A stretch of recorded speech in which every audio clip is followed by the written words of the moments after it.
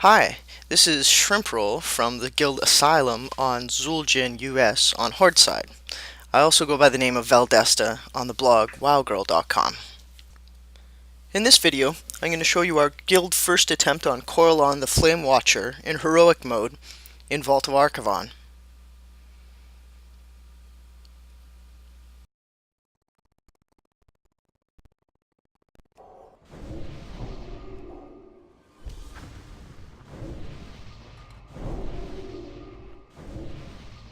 Koralon the Flame Watcher was released on September 1st to the Vault of Archavon, but because of downtime and because our realm was undergoing maintenance, our raid on Tuesday was cancelled and we didn't take him on until Wednesday.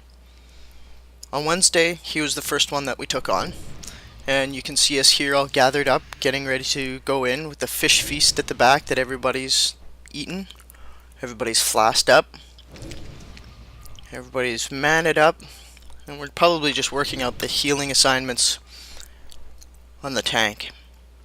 For this fight, only one tank is needed, so everybody else can go ahead and DPS. It is nice to have two tanks stacked up in the same spot, however, just for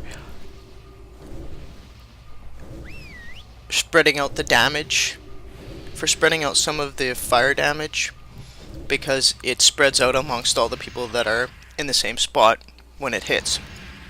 And here we go. Our guild has been playing together for quite a bit of time, so this isn't a pug, and our standard habit is to spread out. Everybody tries to be a little bit apart from everybody else, and the instructions that we were given are get out of the fire, and lots of AoE heals. So you can see I already had to move out of the fire, and here I go, I have to move out of the fire again. But you can see that our guildmates are all spread out all over the place.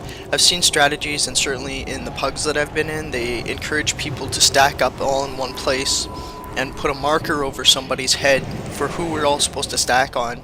And then that person moves, everybody moves out of the way of a fireball on the ground, but then everybody's supposed to go and re-stand on this same person again, so that the damage that is caused by the fire is spread out amongst all the people, and it's less likely that anyone will die, unless of course they continue to stand in the fire.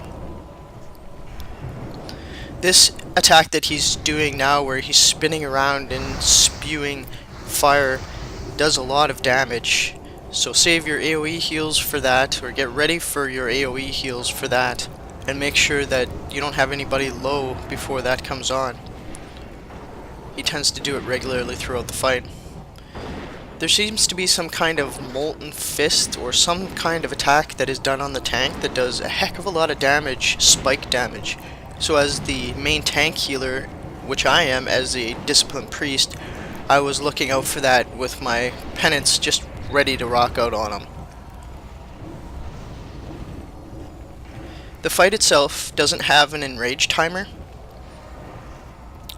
but it has what's called a soft enrage, where every 20 seconds there's a 5% increased damage debuff that's added to everybody in the raid. So technically, if you don't get Koralon down quickly enough, then everyone's going to get these big damage debuffs stacked so high that your healing team is not going to be able to keep them healed. And there we go. Koralon down.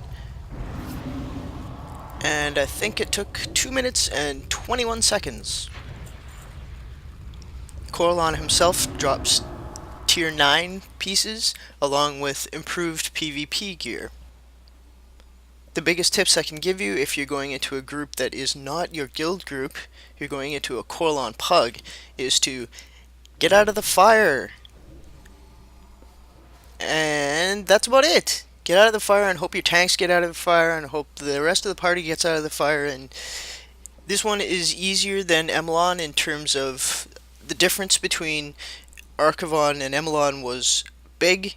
The difference between Emlon and this one is not so big. So if you can do Emlon, then you can certainly do Archavon. And don't forget, Asylum is recruiting. If you're experienced with all of the Wrath of the Lich King raid content, and you're well geared and well rounded, we'd really like to hear from you. Visit us at guild-asylum.guildlaunch.com. See you later.